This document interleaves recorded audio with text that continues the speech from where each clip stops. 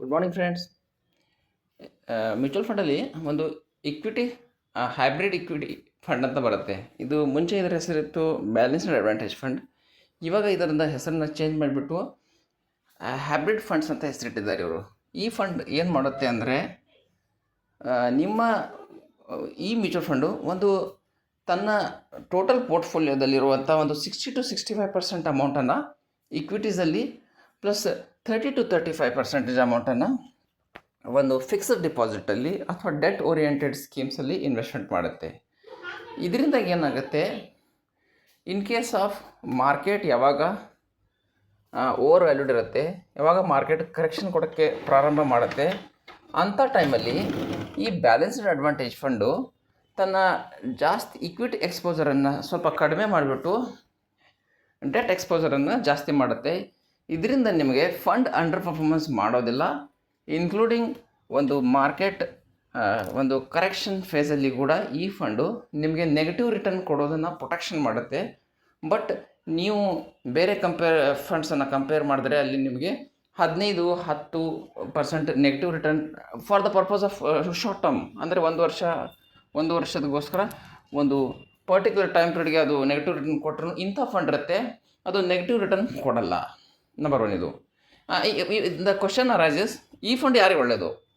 ನಾನು HDFC hybrid equity fund ಆಗಲಿ ಅಥವಾ ICICI Prudential hybrid equity fund ಆಗಲಿ, ಈ ರೀತಿ SBI ಹೈಬ್ರಿಡ್ ಇಕ್ವಿಟಿ ಫಂಡಲ್ಲಿ ಈ ಫಂಡು ನಾನು ಎಸ್ಪೆಷಲಿ 20-30-40 ಈ ಏಜ್ದವ್ರಿಗೆ ನಾನು ರೆಕಮೆಂಡ್ ಮಾಡಲ್ಲ. ಯಾಕಂದರೆ ನಮ್ಮ ಇಂಡಿಯಾದ ಸ್ಟಾಕ್ ಮಾರ್ಕೆಟ್ ಸದ್ಯಕ್ಕೆ ಒಂದು ಬುಲ್ ರನ್ನಲ್ಲಿ ಓಡ್ತಿದೆ.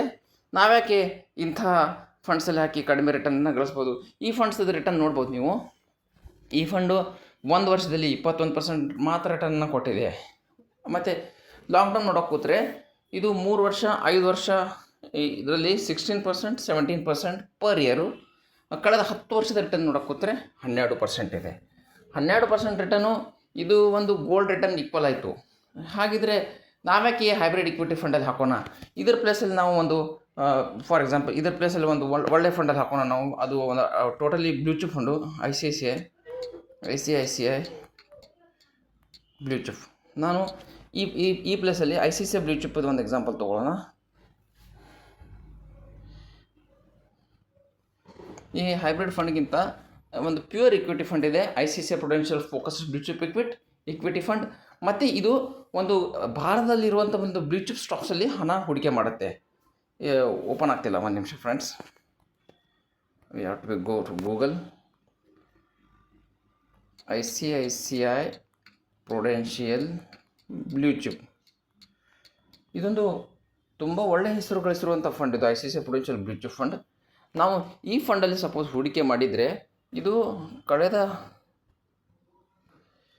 ಈ ಫಂಡು ಇಲ್ಲಿ ನೋಡ್ಬೋದು ನೀವು, 116-17 ರೂಪಾಯಿ ಇದರ NAV ಇದೆ. ಕಳೆದ 5 ವರ್ಷದಲ್ಲಿ ಈ ಫಂಡು 116% ರಿಟರ್ನನ್ನು ಕೊಟ್ಟಿದೆ, 166% ರಿಟರ್ನ ಕೊಟ್ಟಿದೆ. ಬಟ್ ಆ್ಯಸ್ ಎ CAGR ಅಂದರೆ ಪ್ರತಿ ವರ್ಷ ಎಷ್ಟು ರಿಟರ್ನನ್ನು ಕೊಟ್ಟಿದೆ ಇಲ್ಲಿ 1 ನಿಮಿಷ ಫ್ರೆಂಡ್ಸ್, ನಾನು ಇದನ್ನು ಮನಿ ಕಂಟ್ರೋಲ್ ಇಲ್ಲಿ ತೋರಿಸ್ತೀನಿ.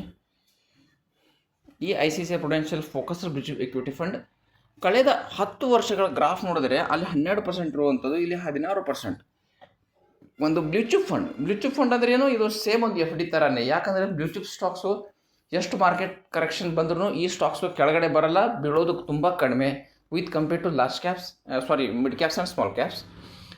ಸೊ ದ್ಯಾಟ್ ಇದೊಂದು ಬ್ಲೂ ಚಿಪ್ ಫಂಡು. ಇದು ಕಳೆದ 3 ವರ್ಷಗಳ ರಿಟರ್ನ್ 22, 5 ವರ್ಷದಲ್ಲಿ ನೋಡಿದ್ರು ಇದು 21-22 ಇದೇ ರೇಂಜಲ್ಲಿದೆ. ಮತ್ತು 1 ವರ್ಷದಲ್ಲಿ ನೋಡಿದ್ರೆ ಇದು 37% ರಿಟರ್ನ ಕೊಟ್ಟಿದೆ.